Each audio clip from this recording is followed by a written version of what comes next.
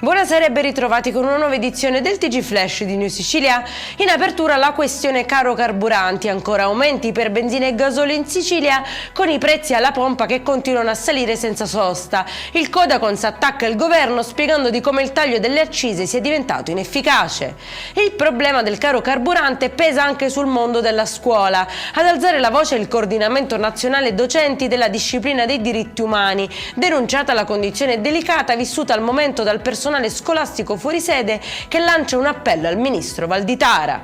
Nessuna bocciatura da parte del Ministero della Salute sulla proposta di riorganizzazione della rete ospedaliera in Sicilia. A fare chiarezza è l'assessore regionale alla salute Daniela Faraoni, intervenuta per smentire le ricostruzioni circolate nelle ultime ore. La Sicilia è un'isola e i cittadini non possono spostarsi facilmente verso altre regioni per curarsi, ha sottolineato Faraoni.